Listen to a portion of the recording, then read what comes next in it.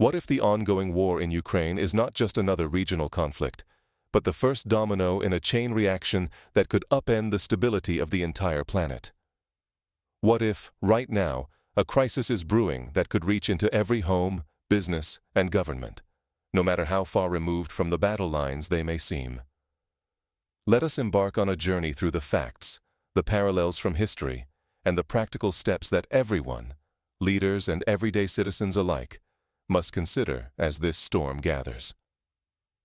On October 18th, the world awoke to news that would shake the established narrative.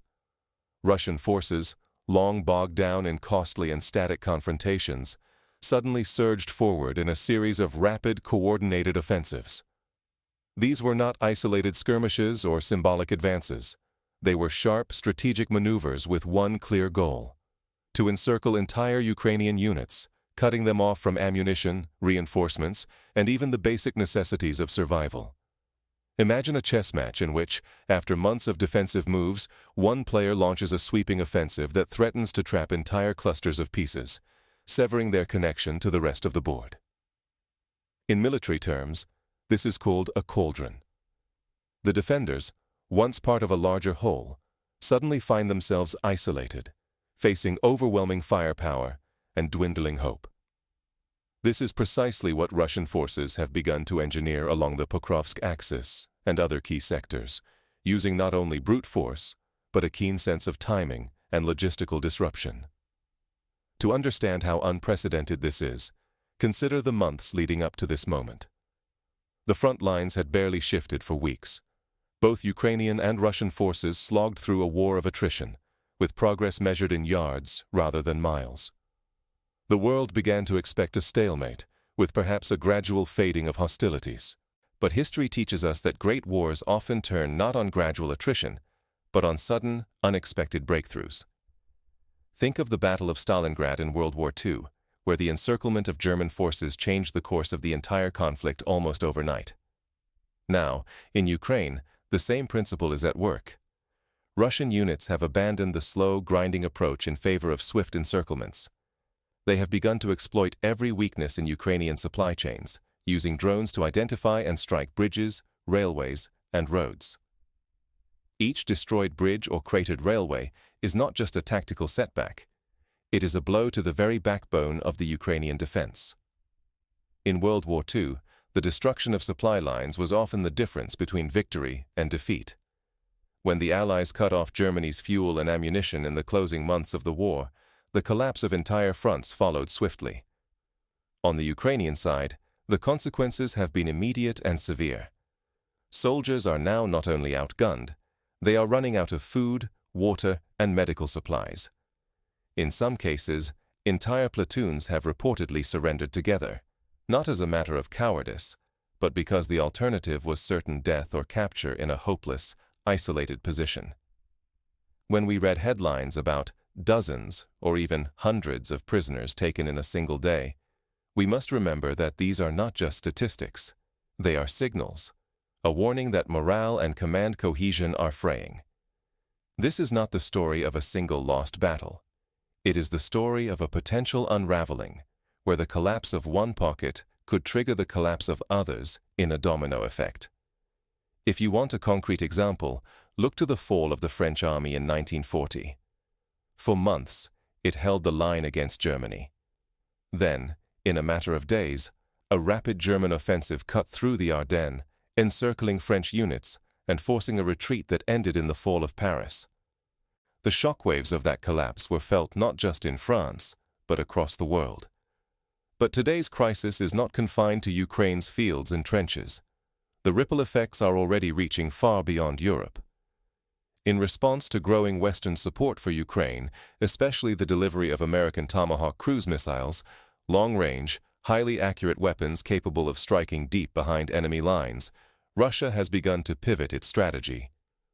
No longer content to fight a one-front war, Moscow is reaching out to new allies, especially in the Western Hemisphere.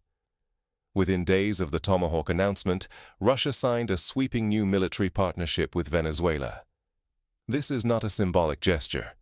Venezuela sits less than a day's flight from the American mainland.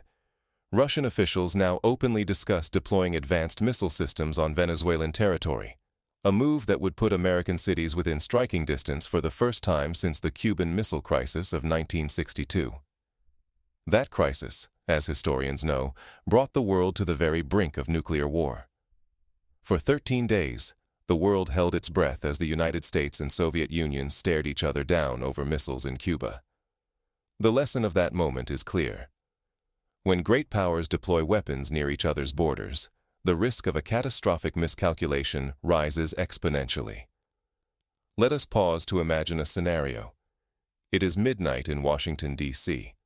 Satellite images reveal the sudden arrival of Russian missile launchers in Venezuela. Within hours, military alerts ripple through the Pentagon and the White House. Financial markets in New York and London tumble as investors and businesses fear the possibility of a direct military confrontation. Meanwhile, ordinary Americans wake up to news that their largest cities are potentially within range of new, advanced missiles.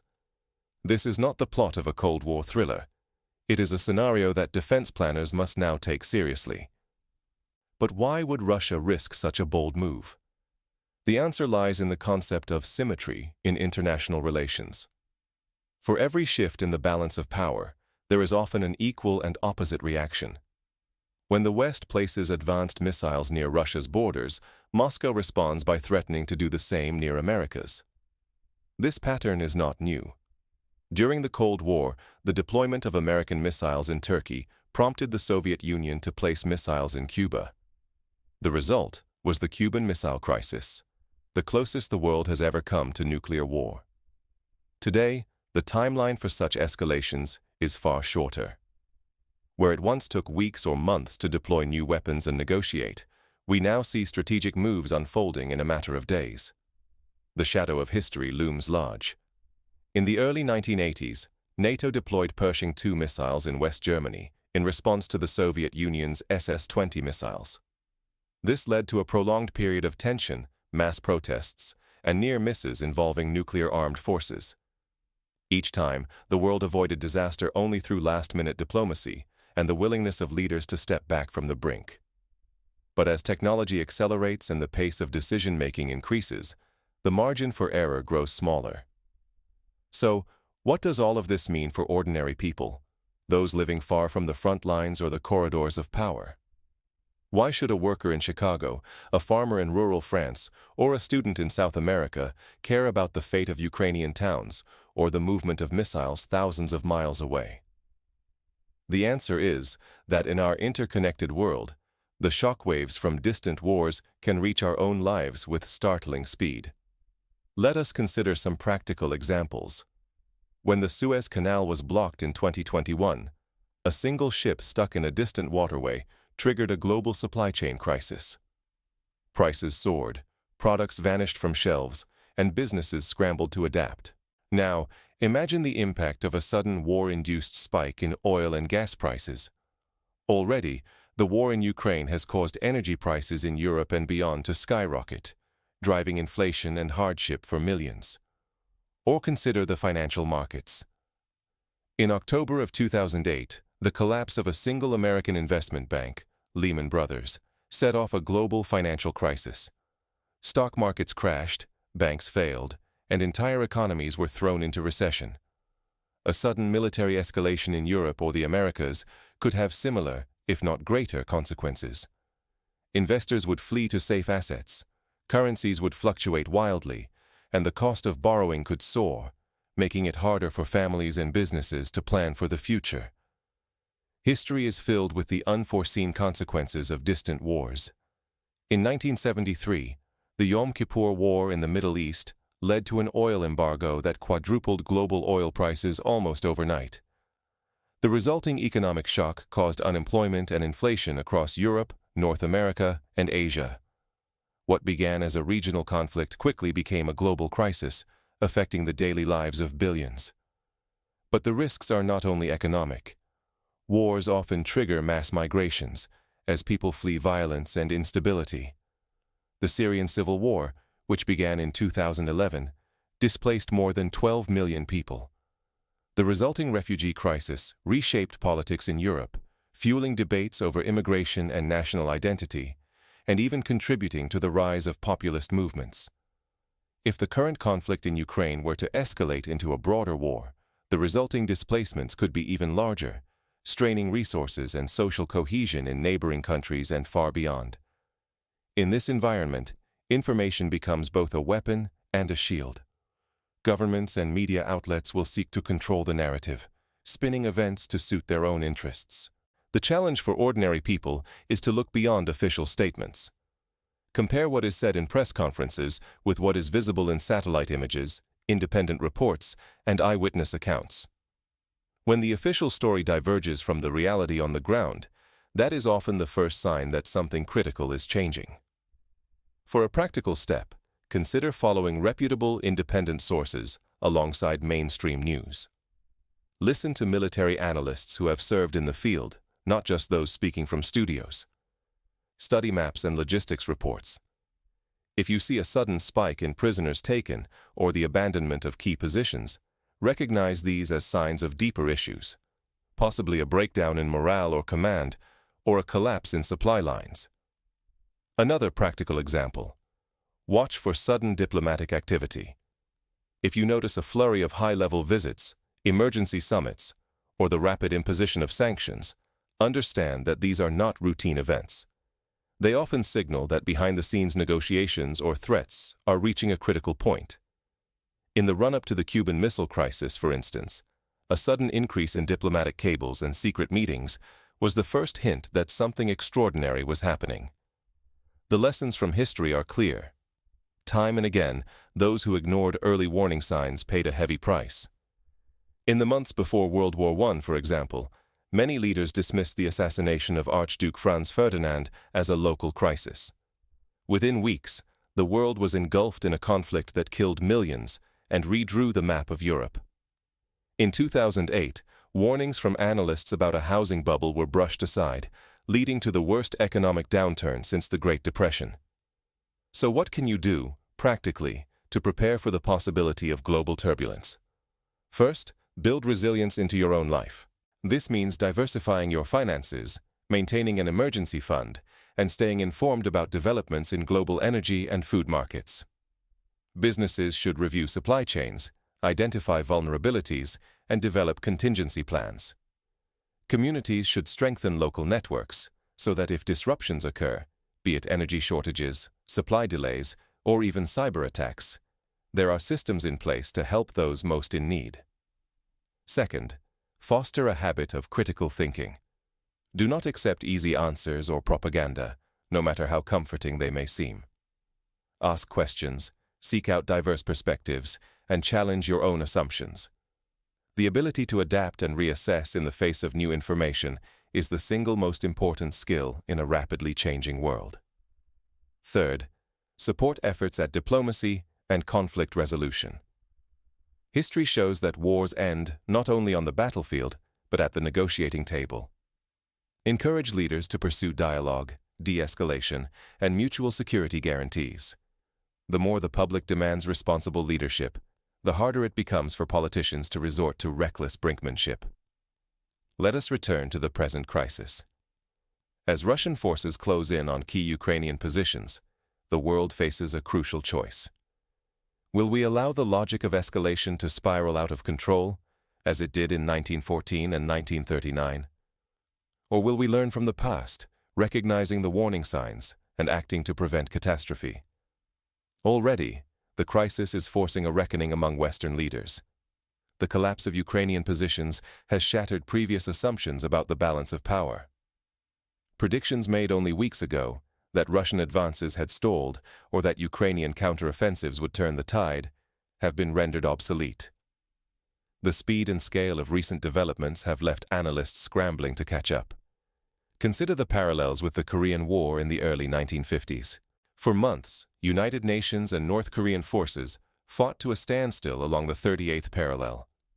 Then, in a matter of days, Chinese intervention transformed the conflict, forcing a dramatic retreat and nearly encircling United Nations forces. The lesson: in war, the situation on the ground can shift with breathtaking speed, and those who fail to anticipate change risk disaster. Now, with Russia's deepening alliance with Venezuela, the chessboard has expanded. For the first time in decades, the United States faces the possibility of hostile missiles in its own hemisphere.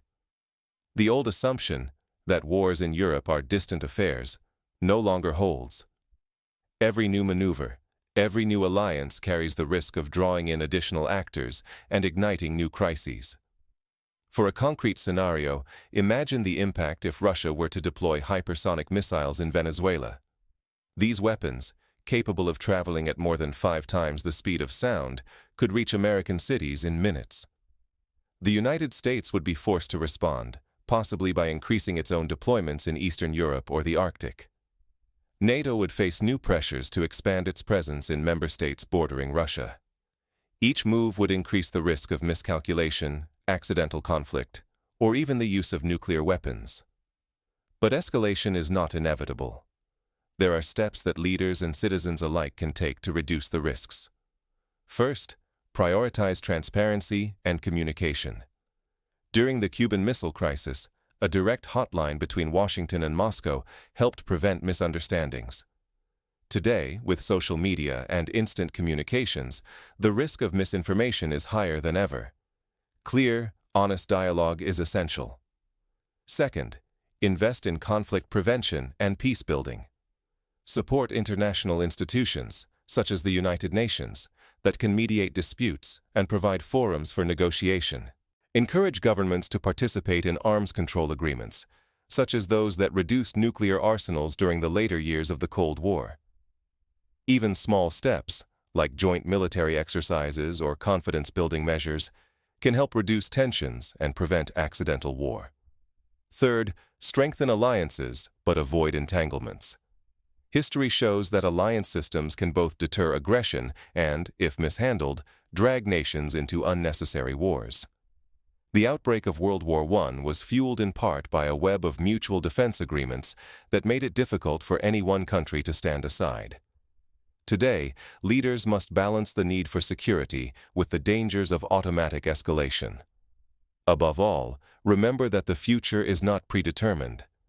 The choices made in the coming days and weeks will shape the world for decades. Will we heed the lessons of history, recognizing the warning signs and acting to prevent disaster?